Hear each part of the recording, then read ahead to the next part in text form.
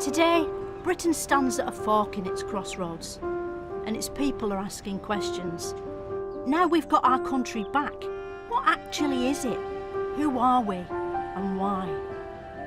The best way to find out where Britain's heading is to look behind us into something called history, a sort of rear-view mirror for time. So that's where I'm going, back there. It's a journey that'll take me the length and width of the country. From the White Cliffs of Dover to the Scottish Highlands of the Scottish Highlands. On my odyssey, I'll be starting sentences in one location and finishing them in another. And looking at some of the biggest faces in British history and asking other people's faces about them. Henry didn't get arrested after he killed his first wife, did he? What sort of mistakes did the Tudor police make that led him to kill again? All of it taking place in this sceptred isle we call home. So join me, Philomena Cunk, as I take you right up the history of the United Britain of Great Kingdom. This is Cunk on Britain.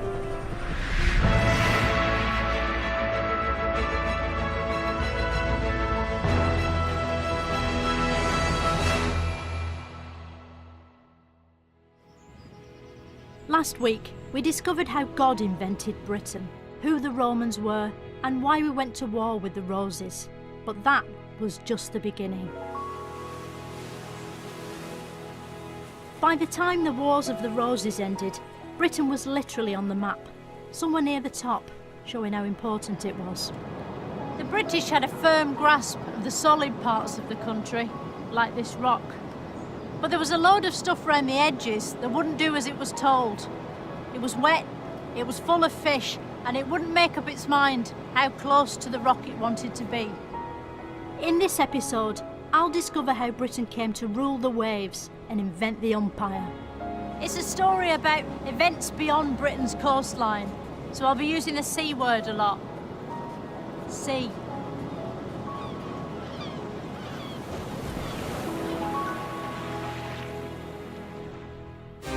This is Hampton Court Palace, a building so impressive it has to be accompanied by harpsichord music. These days, Hampton Court is open 10 till 4:30 in the winter, 10 till 6 in the summer, with last entry to the maze 45 minutes before closing.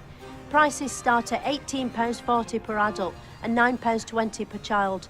A family ticket will set you back at least £32.30, unless you're buying that ticket in the 15th century and your family name is Tudor.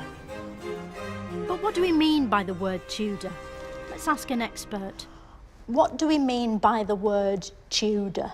The word Tudor is quite controversial because the Tudors at the time didn't call themselves Tudor.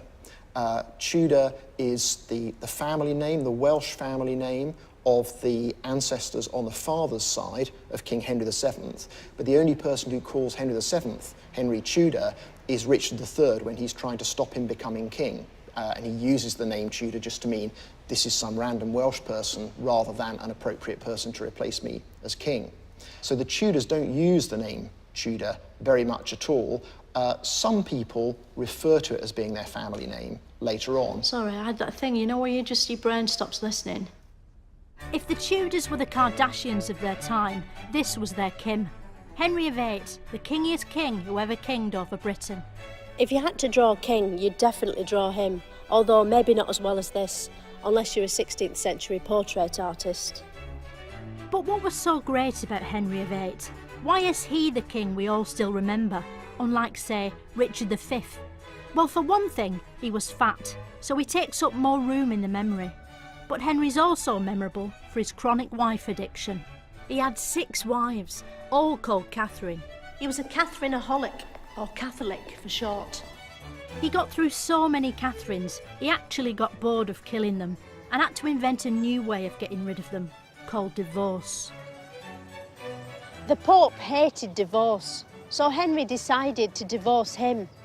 He took back control, broke with Europe, and made up a new religion, which it turns out is easier to do than popes like to pretend.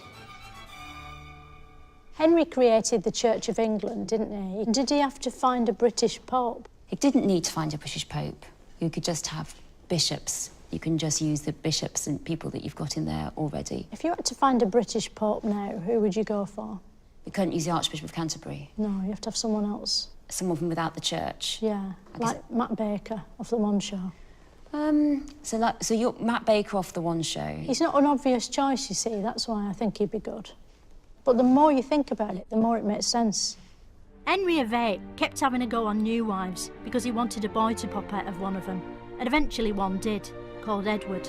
When Henry died, Edward became king, aged just 9 years old. Edward died aged 15, the youngest anyone had ever died of old age. He was followed as king by Lady Jane Grey. She ruled for 9 glorious days, almost a week. These were among the fastest royals we've ever had. After Jane came this woman, Queen Mary. And there really was something about Mary, but not something funny like Cameron Diaz with all dried spunk in her hair. Mary's something was religious intolerance. She had so many Protestants burnt at the stake, she became known as Bloody Mary, because like the drink, she was horrible. The next queen was Queen Elizabeth, who in the first of many such coincidences appeared just in time for the Elizabethan era.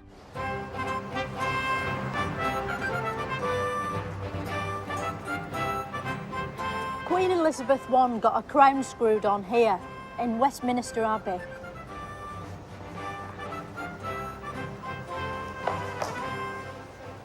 Elizabeth I was a new sort of king, in that she was a queen, which meant she got paid less and sat on horses sideways. To stop persecution, Elizabeth allowed her subjects to practice whatever religion they liked, as long as they pretended to be Church of England when asked, like middle-class people do when they want their kids to go to a posh school. During Elizabeth's reign, British culture flourished, especially the world of theatre, which is sadly still with us to this day. The greatest playwright of the age was Will.I.am Shakespeare. It's often said if Shakespeare were alive today, he'd be sending his scripts to television and film companies. It wouldn't make them because they were so long and boring. But while audiences thrilled to the tedious drama of Shakespeare's terrible plays, some pioneering Britons were experiencing real drama by going out exploring. It was now the British got really into boats, by getting into boats. Sailors of the time were like spacemen, but on water, exploring the unknown armed only with an engineless wooden car called a boat, and a sort of basic paper sat-nav called a map, which had hardly anything on it, because hardly anything had been found yet. On maps of the sea, do they show the hills? You know, the little moving hills with the white bit on top? The waves? Is that what they call the moving hills with the white bits on top? I think that's what you mean. Did an explorer ever try to sail into the sky? You know, find a bit of sea that's sort of going up and... No. Despite the difficulty, King Queen Elizabeth sent a load of sailors over the sea to nick treasure off the Spanish, and then to nick whole countries off whichever brown people were standing on them at the time. The first British explorer to do this was Sir Walter Raleigh. Sir Walter Raleigh was a great sailor, wasn't he? So why is it today we only remember him for his bikes? Well, there might have been a connection between that branch of the Raleigh family and the later bike manufacturer, but I very much doubt it. People weren't using cycles of any kind in Sir Walter Raleigh's days. Oh, really? I think we really have to accept that Sir Walter Raleigh was just an expert sailor. How did Sir Walter Raleigh invent the potato? Well, he didn't invent the potato in that I don't think anyone actually has ever invented a root vegetable, because they're obviously being cultivated and used by people living in the Americas when he arrived there. When Sir Walter Raleigh first saw potatoes, was he scared of them? I think that when Sir Walter Raleigh first saw potatoes, not that we've any documented records on the moment when he first beheld a potato or a field of potatoes, but I don't think he was scared of them. This is a buccaneering character, and I think that he probably was able to take on and manage his emotions whilst engaging with potatoes at first sight. We still celebrate potatoes to this day by buying and eating them. It's amazing to think that Queen Elizabeth was the first British monarch to be impressed by a baked potato, and the last.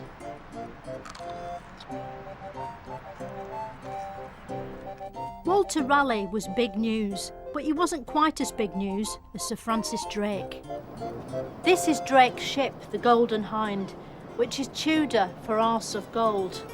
It was in this ship Drake became the first person to circumcise the globe, which is probably why this sort of ship is called a clipper. Imagine being on deck in that perilous age. You're in the middle of the ocean, and mighty thunderstorms brewing. There's a sailor over there, another one over there, the king's sailor turning the steering wheel thing, potatoes and spare wooden legs rolling around the deck, a seagull up that pole thing, someone reading a treasure map through a telescope, a bloke with a white beard carrying a tray of fish fingers, pirates all laughing in that horrible throaty way that they do, and at any moment the prospect that you might just sail off the edge of the world. It's a sobering thought, which they'd have needed because they were all pissed to the bollocks on rum. The British's mastery of the oceans made Catholic King Philip of Spain furious in Spanish. So he sent his secret weapon to attack England, a woman called Spanish Amanda. The story goes that Drake was playing a leisurely game of bowls on Plymouth Hall when the Spanish attacked. But Drake didn't let the Spanish attack put him off his stroke. He just carried on playing with his balls.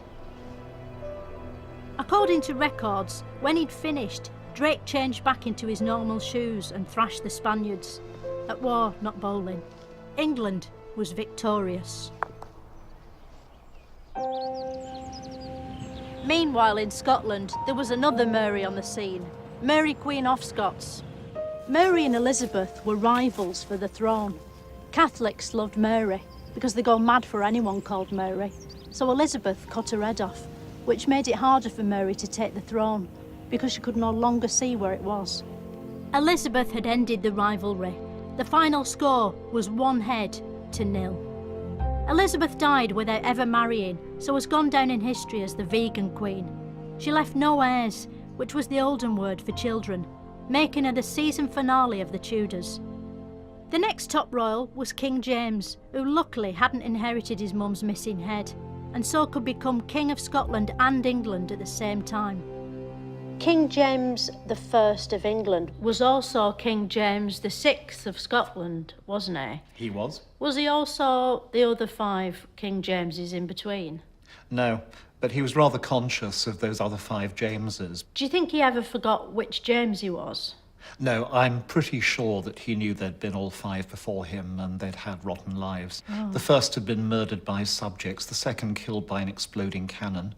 The third was murdered by his subjects after losing a battle, the fourth was killed in battle, and the fifth died of nervous exhaustion after losing a battle. So is it just bad luck being called James then, do you think? No, the Stuarts are an astonishingly accident-prone family. King James brought England, Scotland and Wales together, didn't he?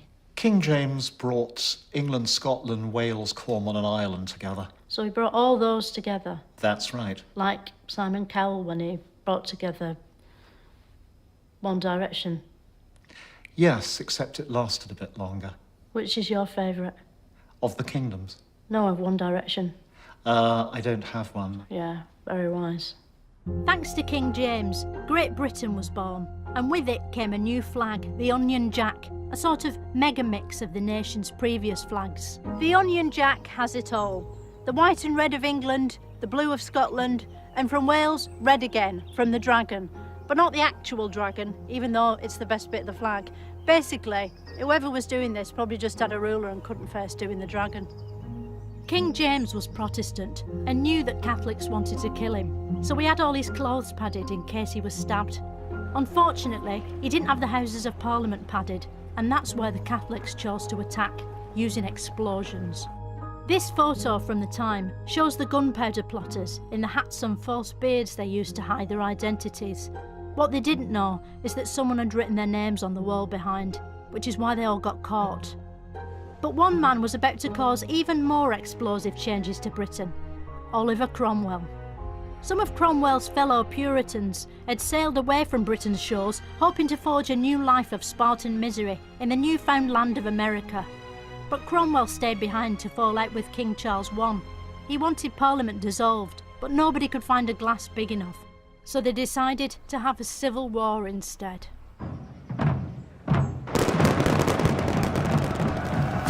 They called it a civil war because there was a swear jar and people apologised after killing each other, like in tennis. The Civil War was a clash of styles. The King's Cavaliers had panache and weird outfits, while Cromwell's Roundheads were basic, brutish little bulldog men. It was like a fight between Wayne Rooney and Noel Fielding, but not as funny. Eventually, after many reenactments just like this, the Roundheads won 1-0. Charles was caught in a big king net and executed here in Whitehall. A proud man to the last, he wore 2 shirts so no one could see him shiver, to preserve his regal dignity. And according to witnesses, it worked. His severed head rolled regally along the ground, pumping blood everywhere and getting covered in hay and dirt and dried up flecks of dignified fox shit. And no one mentioned the rest of him shivering at all. Under Cromwell, Britain became less fun than ever before, including when it was just rocks. As a Puritan, Cromwell outlawed popular entertainment, effectively turning the entire country into BBC 4. Little wonder that after Cromwell died, everyone decided it would be fun having a king once more. Charles II came down from the tree he'd been hiding in, and everyone was happy again, until suddenly in 1665 the plague happened. Again. Why did they decide to have the plague twice? More than anything, it must have just been boring. Well, they had many, many more times than twice. Did we get the plague because of the European free movement of rats and fleas and our inability to control our borders? It certainly looks as though the epidemic came to England by ship. Mm. So in that sense, yes, it's imported. They are immigrant rats and fleas. And they wouldn't integrate, except when they bit us. The Great Plague of London finally petered out in 1666, just in time for the Great Fire of London, which started here, in Pudding Lane. It was a hot, dry summer when a thatched wooden bakery full of highly combustible flour and flaming ovens inexplicably caught fire for some reason. How hot was the Great Fire of London? Could you, stand in somewhere like Maidenhead and sort of warm your hands on it like that? You couldn't warm your hands, but you probably could see it. How many other cities did the Great Fire of London burn down? No other cities. It was the Great Fire of London, but lots of other places were affected. But how do we know no other cities burnt down? Because it would have burnt them down. Yes, but we know that London was burnt, even though it was burnt down. So we would have the same sorts of information about other places that didn't burn down. But there might have been another place burnt down that just burnt down completely, and now we don't know because it's not there because it was burnt down. But then that wouldn't be part of the Great Fire of London, would it? No, it'd be outside, wouldn't it? Yes. So were there any others that burnt down? There don't seem to have been any other fires at the same time. Although we don't know because they burnt down. Well, that's one way of looking at it. We know a lot about the plague and the fire of London from the diaries of this man, Samuel Pepys. Samuel Pepys is probably the most famous diarist in the world, apart from Anne Frank, but no one knows what happened to her. We do know what happened to Pepys because he put it in his diary. Pepys was brave, wasn't he, writing his diary at the time of the Great Fire of London. You know, all that paper. He risked his life for us, really, didn't he? I don't think he risked his life for us. It was for himself. If Pepys was alive today, do you think he'd be doing Snapchat? And it's best to say yes, because we're trying to attract younger viewers. Yes, I'm sure he would be. Yeah, definitely. Yes. Yeah. After the fire was blown out by the King, London was extensively rebuilt by Sir Christopher Wren, the most significant bird in British history since Francis Drake. This is his finest achievement, St Paul's Cathedral, built on a site of spiritual significance near the Sainsbury's local and the restaurant where they do first dates. As well as being big, the cathedral was the first building in the world with a hat. It would get 10 out of 10 in Cathedral Review Monthly, if that magazine existed, which it doesn't. Meanwhile, London wasn't the only thing that was being burned. Witches were too. People genuinely believed witches were amongst them, their fear fueled by leaked photos like this. There wasn't a clear-cut way of telling whether someone was a witch if they weren't wearing their pointy hat. So Britain appointed its first and only Witchfinder General. Who was the Witchfinder General?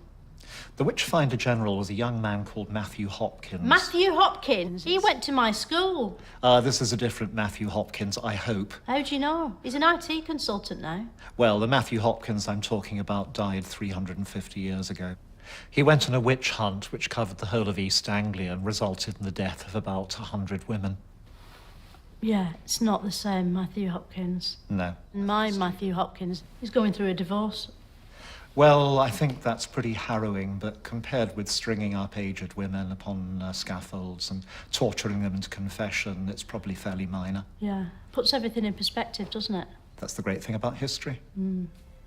Matthew Hopkins devised a method to test if a woman was a witch. Hopkins' method was absolutely foolproof, which was handy because it had to be done by village idiots. The accused woman was lowered into water. If they floated, they were a witch and were killed. If they drowned, they were innocent and could go on living a normal life underwater for 2 to 3 seconds. But the irrational world of witches and wizards was about to be blown away by the rational world of science and geniuses like Sir Isaac Newton. In 1665, Newton ran away from London because the plague was after him. So he came here, to Woolsthorpe Manor in Lincolnshire, a National Trust property that he was allowed to live in because he was famous. The story goes that an apple fell from this tree and landed on Newton's head. Despite his amazing hair, the force of the fruity blow caused several of his brain cells to rub together. And just like that, he invented gravity. What was the world like before Isaac Newton discovered gravity? Was everything just floating up to the sky? Well, gravity was always there. So it He just took the credit for it. Because he had come up with laws of motion and things like that, gravity was a major part of his understanding of the world. If gravity's real, as you seem to be claiming, how come it doesn't work on kites? In all things, there's a balance of forces. And so a kite stays in the air because of forces that are keeping the kite in the air. Would you say the best example of gravity today is the game show Tipping Point? Because without gravity, that wouldn't work, would it? For sure. But I wouldn't say it's the best example of gravity. There's way more exciting examples than that. Go on, tell me. Well, there's flight, and there's walking on the moon. There I is thought you less meant gravity. what's the best game show version of gravity? Oh. Deal or no deal?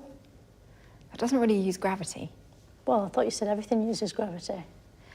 Because Noel Edmonds would be up in the roof otherwise, wouldn't he? That's true. We're all subject to gravity without realising it, but the game would still go on, even without gravity. Or maybe not, actually. I've thrown you now, haven't I? You have. Made you think. But gravity had a dark side. While everyone in Britain was busy thinking about why things fall, across the Atlantic, an entire nation was about to tumble, just like an apple, onto Britain's head. On the 4th of July 1776, America officially declared a war of independence from the British. It was a brutal conflict, with the British eventually suffering a humiliating defeat a mere 210 years before the premiere of the BBC sitcom Brushstrokes.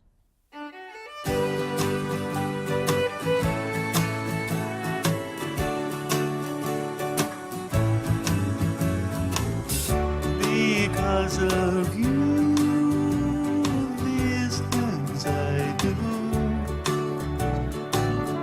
Because of you. Because of you. Oh. Losing America was a real knee in the balls for Britain. But fortunately for national pride, one great British hero was about to rise. Vice Admiral Viscount Lord Horatio Nelson. What was Lord Nelson all about? Why did his parents call him Horatio? I think they probably intended it to be pronounced Horatio. But it just got mishmashed up and became Horatio. No, I think that most people still know him as Horatio Nelson. As well as being a sailor, Nelson found time to star in lots of old paintings, doing his weird signature pose. Why did Nelson always have one hand up his jumper?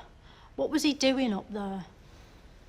He'd lost most of his right arm, so it wasn't really trying to conceal his hand, he was actually missing an arm.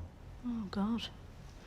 How do we know that that's true, though? Because, you know, Rod Hull, he used to have his arm round an emu, didn't he? It might have just been that.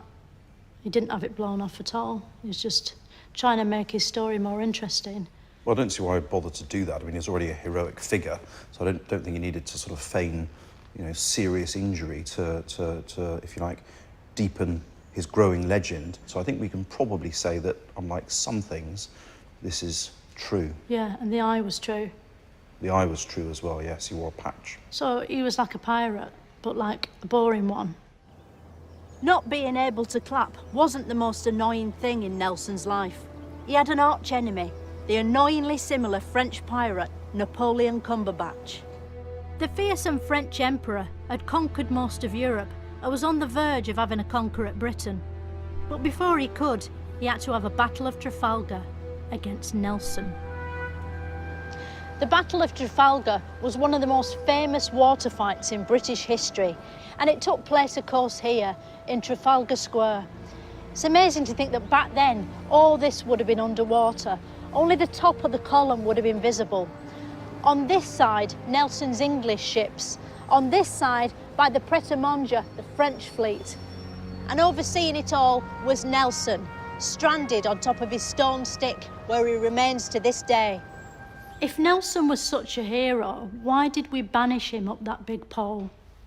It's not a banishment, this was a national celebration. So this was very much, if you like, a symbol of British victory and pride and honouring of the man who had been so intimately associated with delivering victory at Trafalgar. He's so high up, isn't he?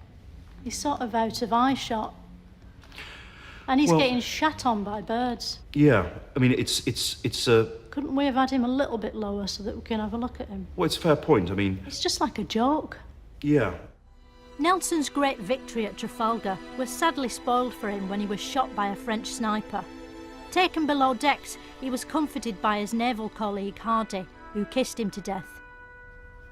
If Hardy was kissing Nelson at the exact moment he was dying, to what extent would that make him a necrophile? Because that's a serious offence. It took him 3 or 4 hours to die, and this particular famous moment took place when Nelson was still very much alive. So there was nothing dodgy about it? Nothing dodgy at all. Nelson may have died, but a whole new chapter of British history was about to be born. And it was all thanks to one woman, Queen Victorian era. But that's a story for another time and place. Next week, and here. Next time, I'll be looking at the 19th century and asking the big questions. Who was Albert Hall? Why did Oliver twist? And what are Wordsworth? Wordsworth wrote, "I wandered lonely as a cloud."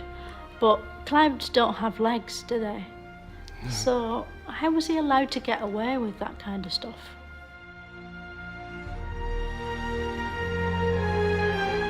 From Radio 1, follow the world's most ridiculous investigator, leaving no stone unturned. Listen on iPlayer Radio. And what happens when Lemmy spends the day at home with his camera? Watch his homemade show now on BBC iPlayer.